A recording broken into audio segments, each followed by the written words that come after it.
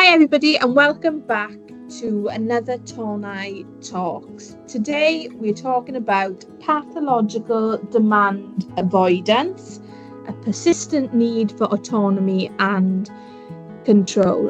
And we're really lucky because again we've got Catherine joining us, who is a senior educational psychologist who specialises in working with children and people who are neurodiverse. As always, guys, there's a QR code on the screen that you can scan to gain access to our live sessions. As we talked about before, this topic today is going to be part of our series on myth busting, and this will be the third talk in the series. So if you haven't had a chance to check out our other talks, then please do have a look at those, have a listen, and see if there's anything helpful in there for you. Catherine, before we start, would you mind giving us a little bit of an overview of what we're going to be talking about today? Yeah, okay, thanks Caitlin. Hi everyone. So as I say, we're going to be talking about pathological demand avoidance today. I am going to be reframing that slightly in this talk, and I'll talk about the reasons why we'll be reframing that title. So we're going to be talking about what it is, what the core characteristics of the profile are, and more importantly, how we can best support a child or young person with this type of profile. So hopefully that'll be helpful to everybody. Oh, fantastic. Thank you so much, Catherine. Let's get started. So to begin, actually, what is PDA, or pathological demand avoidance? Okay, well, historically, that term PDA has been used to describe a profile of autism. But PDA is complex and somewhat controversial, as it doesn't feature in any diagnostic classification systems such as DSM-5 or ICD-11. So most individuals with this profile will likely have a diagnosis of autism with a demand avoidant profile. In the NICE guidelines, PDA is referred to as a sign or a symptom of autism disorder.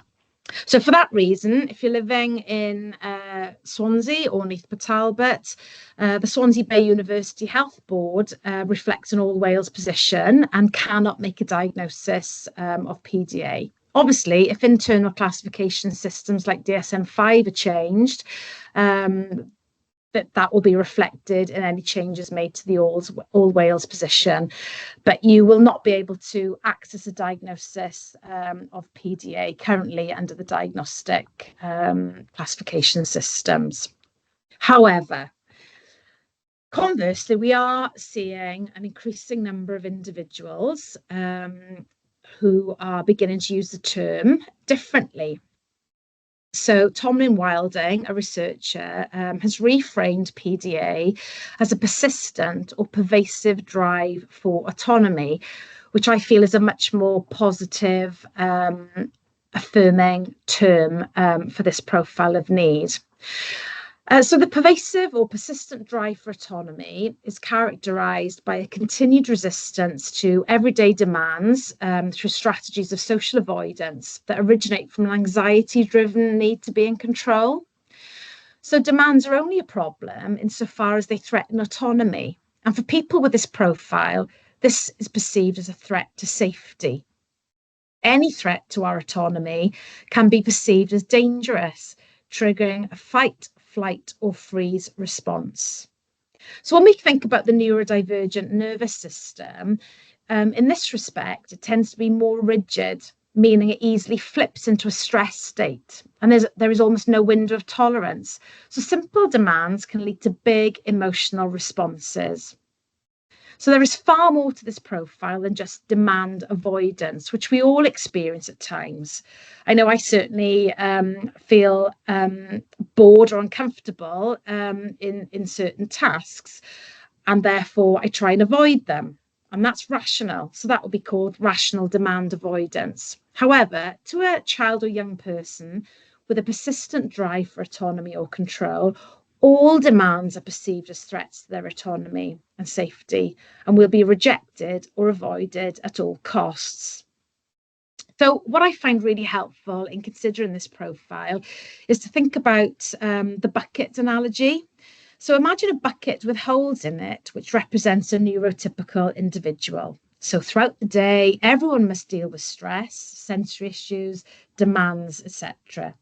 So these things gradually fill the bucket. But when there are holes in the bucket, the stresses and anxiety can drain away. So it takes something very unusual or significant for the basket to fill up. In contrast, the bucket of a person who has a persistent need for autonomy does not have the holes in their bucket. And so the baseline of anxiety for an individual with this profile is much higher than the baseline of a neurotypical child or young person. The bucket has less capacity and no holes, so it keeps filling up every time the individual has to face a demand. As a result, it doesn't take much for the bucket to fill up and overspill. This is when we see children and young people going into crisis or meltdown mode. Therefore, it's so important that we identify the bucket fillers and the bucket emptiers. We need to reduce the fillers and increase the emptiers. Fantastic. Thank you so much, Catherine. So when we're thinking about kind of this kind of demand, this kind of avoidance of demand, sorry, what are the core characteristics of this profile? Okay, so the following, I'm going to talk about the following core characteristics, which you'll see on the slide in front of you, which are commonly observed in children and young people with this profile of need and make it more difficult to observe in autism. So the first core characteristic is a resistance and avoidance of everyday demands, including those that are perceived as trivial or routine. So this means that individuals with this profile tend to resist and avoid the ordinary demands of life to an extreme extent, even including things that they enjoy. However, there are other traits that cluster with the PDA profile, which can lead to confusion for parents and healthcare professionals. Secondly, there is an overwhelming need to be in control and avoid being controlled by others. As we've already said, Caitlin, the loss of autonomy is perceived as a threat that activates the fight, flight, or freeze response. This results in increased anxiety, sometimes to the point of panic, particularly when children and young people feel they are not in control or feel exposed in some way. If the child responds with a fight or flight response, this can commonly lead to emotional outbursts that may cause a child to be wrongly diagnosed with oppositional defiant disorder or other behavioural disorders. A third characteristic is that children and young people may use social strategies as part of their avoidance. Children and young people with this profile may be very good at masking difficulties with certain people or in certain situations, and may present differently in different settings depending on their anxiety levels. So, for instance, Caitlin, they may employ various tactics such as distracting, excuse making, outright refusal, or engaging in role playing even to avoid demands. At other times, their bodies may become immobilized in the face of the demand, and they will state things like, "My legs don't work." And in this instance, their bodies may truly be immobilized in these particular moments. Another characteristic is that many children, young people with this profile appear very sociable on the surface, and difficulties in social communication and understanding may be less obvious than in typical autism presentations. So children, young people may have good verbal fluency, which can disguise difficulties in understanding and processing. Additionally, they may be likely to struggle to understand or perceive social hierarchy and may want to be co-teachers or co-parents and have the same social role as authority figures. And that would be something that would be really important to bear in mind when we talk about strategies to support children and young people with this profile. What we also see in this profile is individuals with excessive mood swings and impulsivity, and they can often have extreme emotional reactions. On the other hand, some individuals may become quiet or withdrawn, while others become externalizers and display obvious emotional reactions. So they are fight, flight, freeze, or fawn responses are outward representations of the brain and body's instinctual response to physiological stress. So these are stress responses, these are anxiety responses. Another core characteristic relates to obsessive behaviour, which can often be focused on other people. And children and young people may have developed passionate interests and be able to be hyper-focused. This obsessive behaviour, in inverted commas, is often social in nature and may show up as extreme love or hate. Obsessive behaviour, Caitlin, may also present as obsessive behaviour with social or performance-based demands due to acute anxiety, and or because a demand conflicts with an intense need to be seen as independent and undependable. Finally, children and young people with this profile can be very comfortable in role play and pretend play, sometimes to an extreme extent that may cause a child or young person to be wrongly diagnosed. So their play can be quite imaginative. They can appear quite comfortable in role play and pretend play, as I've just said. And that really is something that sort of goes against the typical presentation, if you like, of a child with an autism spectrum. But when children with this profile involve others in their role play, they're usually controlling the themes, the roles, and the dialogue. They like to be in charge, and you will often see that in the classroom or the playground. Fantastic. Thank you, Catherine. There's a lot of things there. There's a lot of characteristics that, you know, maybe familiar to some people and then maybe not so familiar. So how do we, looking forward, looking beyond the characteristics, how do we best support a child or young person who is experiencing a persistent need for control and autonomy? Yeah, thanks, Caitlin. Yeah, I mean, these children and young people with this profile of need and strength can be extremely challenging within the classroom and also at home with parents. And there is a particular way of best supporting children and young people, keeping them at the centre of everything that we do. But there is, in the research, a model called the PANDA model, which you can see on the screen in front of you, which is a helpful acronym when supporting children, young people with this profile of need. So what I'll do now, I'll just go through the PANDA model in a bit more detail, and hopefully there'll be some takeaways from this that will help in terms of supporting children, young people at home and in the classroom environment. So P stands for pick battles. As we've already stated, children with this profile of need a lot of autonomy and freedom, which allows them to feel like they are in complete control. During times of anxiety, they become even more controlling as they feel their autonomy is slipping away. So by carefully offering choices when working with such learners, we can help them feel that they have retained the essential values of autonomy and control, which are central to this profile of need. Rather than giving direct demands, it is far more appropriate and effective to offer choices. As we talked about, anxiety management and anxiety is key in this profile. So anxiety management is the A in the PANDA model.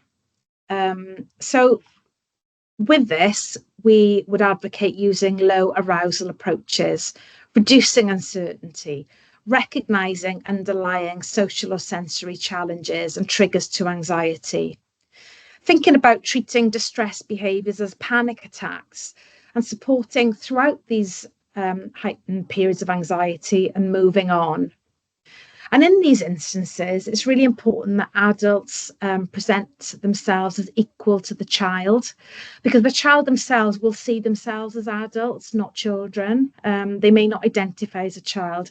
So it's really important to be on an equal level playing field with the child or young person that we are working with. The N in the PANDA model relates to negotiation and collaboration.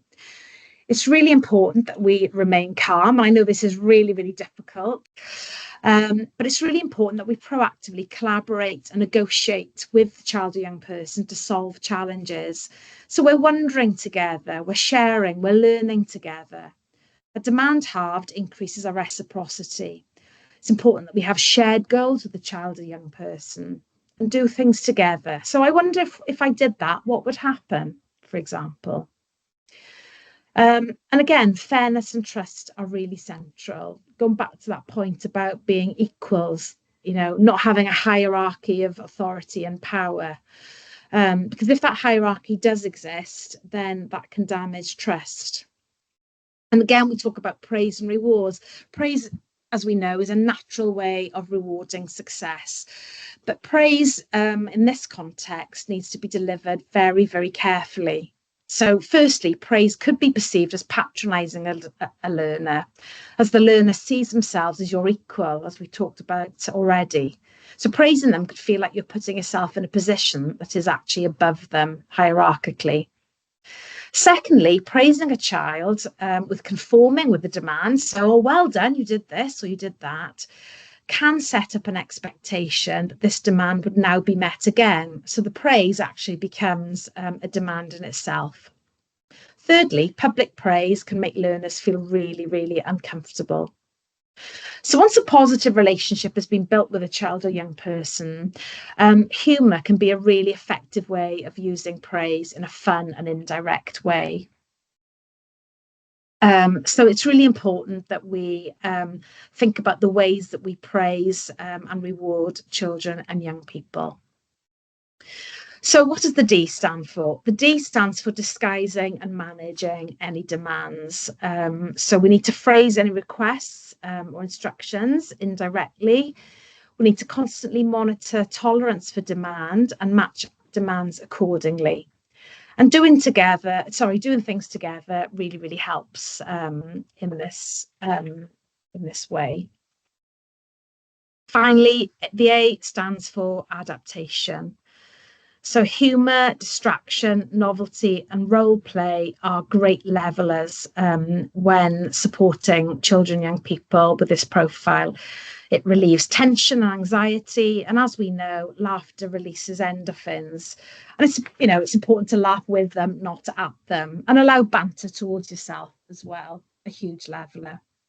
It's important to be flexible, have a plan B, and try to balance the amount of give and take. The other thing that can be really, really helpful, Caitlin, is using areas of interest to engage children, young people. However, it's also really important that we're mindful that we could be tainting areas of interest or a safe space. So using the interests of learners may increase the what's in it for me factor while supporting the learner. So a learner with PDA is likely to see many learning tasks as pointless or irrelevant, and forcing apparently meaningless tasks upon them can take away their autonomy. However, although using interest is really, really important, it's also really important to be mindful and cautious when using preferred interests, because as we know, the interests of children are transient and change regularly. And it's essential, really, that we don't hijack a learner's interests. Be sensitive to tainting something they love with demand and sneaking in learning with disingenuous interests into their own special interests. So it's really, really important that we manage their interests really, really carefully in this respect. There's a lot of ways that are really helpful ways that we can kind of support a child or young person who is demonstrating a persistent need for control and autonomy, and support them in that need. So moving on from that, Catherine, do we have some top tips that we can share with parents and carers? Yeah, I'm really mindful. I've given you a lot of information today, so apologies if it's been a little bit overwhelming. But I would say the key takeaways from this podcast are to pick your battles. Remember, it's normal to have good days and bad days. It's also fine to have non-negotiables. So, for example, around road safety or stranger danger. Being flexible in your plans is key. Check-ins and check-outs can be helpful at school. The need to empathise and validate children when they're finding it hard to regulate is really, really important. Always remember that there's always a trigger. Avoid language such as calm down, stop stressing. It's not that bad. You're overreacting. And self-care is really, really important. You know, I've already said in the podcast that supporting children with this profile of need can be extremely exhausting and challenging. So self-care, looking after yourself, is really, really important. So I think they would be the key takeaways, Caitlin, from all of this information that I've shared today. Absolutely, all very important points, especially, you know, like you said, the last one. We know as parents and carers, we don't always look after ourselves, but we can't pour from an empty cup. So it's important to remember that. Thank you so much, Catherine. That was a really helpful and interesting talk on pathological demand avoidance, the persistent need for autonomy and control. Thank you to everyone for joining us again today for our third topic in our series on myth busting as part of Autonomy Talks. Again, guys, you can scan the QR code to gain access to our other live sessions, and please keep an eye out for any further talks in the series that will be upcoming. Thank you so much, everybody.